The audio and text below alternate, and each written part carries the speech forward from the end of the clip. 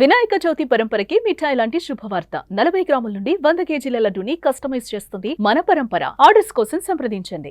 ఇంతవరకు ఆ షో నుంచి అసలు బయటకు వచ్చిందే లేదు. తను ఒక్కటే ఇన్ని ఇయర్స్ నుంచి ఆ షోకి యాజ్ ఏ యాంకర్ గా కంటిన్యూ అవుతూనే ఉన్నారు. మిగతా వచ్చిన వాళ్ళందరూ మధ్యలో వచ్చారు పోయారు, మధ్యలో వచ్చారు పోయారు, అది వేరే విషయం అనుకోండి.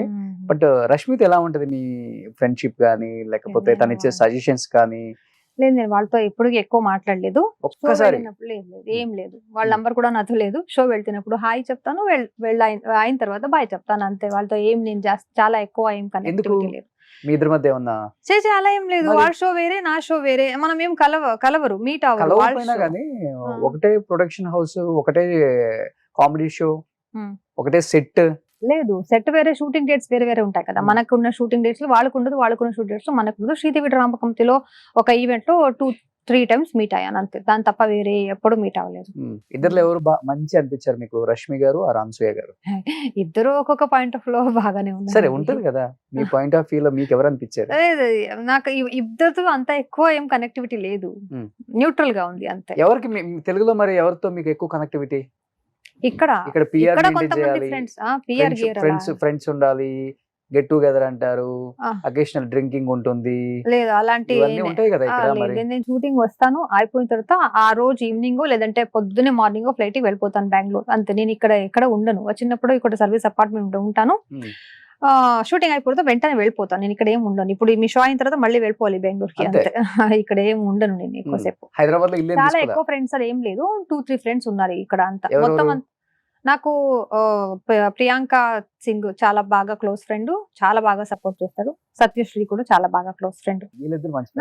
నాకు ఉన్న టీమ్ లీడర్స్ అందరూ జబర్దస్త్ లో ఉన్న నూక్రాజు అయినా, రాకెట్ రాఘవ గారు అయినా, బుల్లెట్ భాస్కర్, అందరూ అక్కడ ఉన్న అందరూ, శాంతి కుమార్, అందరూ చాలా బాగా ఎంకరేజ్ చేస్తారు. అందరూ నన్ను చాలా మిస్ చేసుకున్నారు నేను వెళ్ళిన తర్వాత.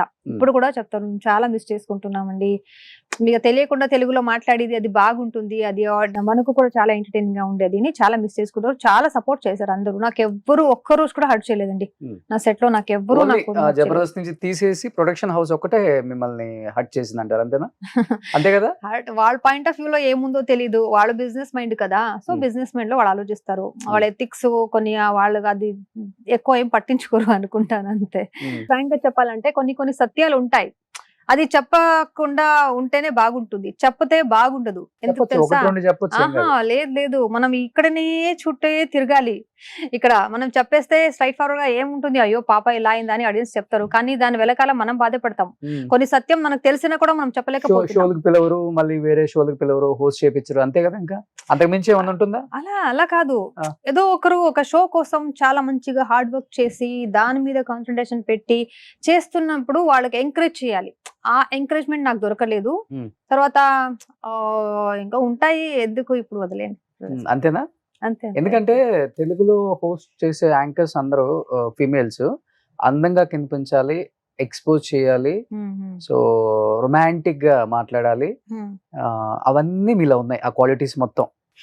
నేను ఎక్స్పోజ్ ఏం చేయలేదు. మీ అపీరియన్స్ అంతా అలానే ఉంటుంది చెప్పాలంటే. ఎందుకంటే దాంట్లో సుధీర్కి, రష్మికి ఇద్దరికి లవ్ ట్రాక్ బాగా పేలిందే. లవ్ ట్రాక్ ఇప్పటికి కూడా వాళ్ళిద్దరు చేయకపోయిన షోలు ఆ ట్రాక్ గురించి మాట్లాడుకుంటారు. And at the same time ఆది అండ్ సౌమ్య కూడా అదే ట్రై చేశారు, కానీ పేలలేదు అనమాట, పంచర్ అయిపోయింది వెంటనే. లేదు, వాళ్ళు మన షోలో లేదు కదా, వాడు జబర్దస్త్ లో వాడు ట్రాక్ ట్రై చేశారు కదా మీరు? చేసాం, అది హిట్ అయిందండి. ఒక 4 ఎపిసోడ్స్ వాళ్ళు వచ్చారు, అంతే. తర్వాత వచ్చారు, తర్వాత వాళ్ళు రాలేదు. అంటే వాళ్ళు వేరే షోలో బిజీ ఉన్నారు, మూవీస్ లో బిజీ ఉన్నారు, కాబట్టి వాళ్ళు రాలేదు. మేబీ కంటిన్యూ అయ్యొచ్చో ఏంటో, కానీ ఆడియన్స్ అది చాలా బాగా నచ్చింది. మన ఇద్దరు ట్రాక్ చాలా బాగా నచ్చింది ఆడియన్స్ కి. ఇప్పుడు కూడా వాళ్ళు గుర్తు పెట్టుకుని చెప్తారు, మీకు ట్రాక్ బాగుందండి, చాలా ఎంజాయ్ చేసాం మనం, మీరు కామెడీ వేస్తే వాళ్ళ మీద పంచులు వేస్తే చాలా హ్యాపీగా అనిపిస్తుంది అని ఆడియన్స్ ఎంజాయ్ చేస్తారు దాన్ని. ట్రాక్ ఎలా చేయాలి ఏంటి అనే దానికి రష్మి, సుధీర్ ట్రాక్ నేను తెలుగులో ఏం షో చూడలేదండి. ఫర్ ద ఫస్ట్ టైం నేను జబర్దస్త్ వచ్చినప్పుడు ఆ షో పేరు ఒకటి కూడా నాకు తెలియదు చెప్పాలంటే. Of course it's popular show, but I don't know about that show.